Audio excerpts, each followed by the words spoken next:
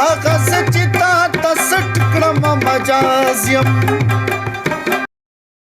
زه ابراهیم جهان یوسفزی یم، د بازارګي کلي اوسیدونکی یم او د بی ایس پولیټیکل ساینس سټوډنټ یم او د موسیقۍ سره مې شوق دی.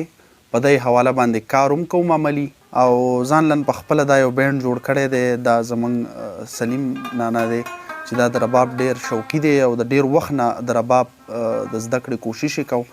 زموږ ملګری ښایسته دی، دیم په طبله باندې لګیا دی، کوشش کوي. محمد نصیر دی، هغه هم ماشاءالله ډېر ښه طبله او رباب پلیر دی. نو بس هغه خپلې هڅې کوو ځان له کینو په دې بیټکو او په دې اجرو کې هغه خپل کوششونه کوو.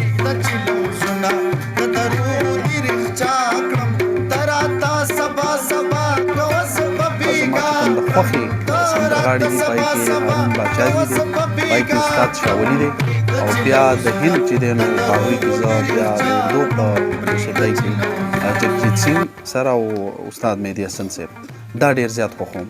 بس دا خو هغه فطرتي عملي انسان چې پیدا شي کله نو خدای پاک وایي هر انسان له یو څه نه څه صلاحیت په ده کې ایښی دی دنیا ته چې رالیږلی. نو زه چې پوهه شوم چې یاره ما د اواز کې څه لږ ډېر دم شته او خلکو به ستایو، نو بس د دې پیړ انتخاب مې وکړ.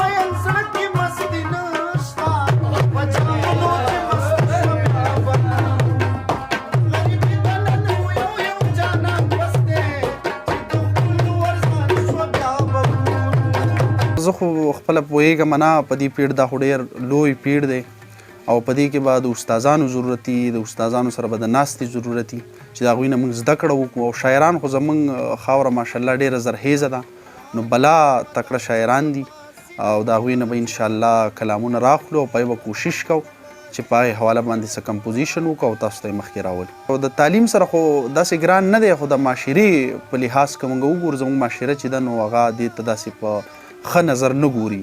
دلته خلک لکه هغه تصور دی د ډم هغه کنسپټ دی چې یاره دا خو چې څوک کوي نو دا ډم دی او دا حرام دی او دا مختلف قسم کنسپټس دي.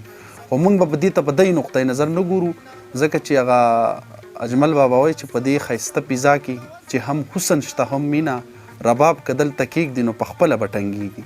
نو موږ چې دی د یو داسې معاشرې سره تعلق لرو چې دا ډېره یو آزاد خیاله معاشره وه او دا بیا په سازشي توګه باندې په دې خطه کې کله چې 80s کې دلته د افغانستان جنگ شروع شو، د هغې نه پس زموږ هغه کلچرل او ثقافت او هغه ټریډیشنز چې دي نو هغه بدل شو. زما انتخاب خبره تاسو وکړه نو زه به د صوفي میوزیک زما ترجیح دی. زما ډېر زیات د صوفیزم سره لکه یو حلقه مې هم داسې لږه ډېره پوهېږم، دومره لا نه او زده کړه کوم او صوفي میوزیک ډېر خوښوم. نو زه به کوشش کوم چې صوفي میوزیک وکړم.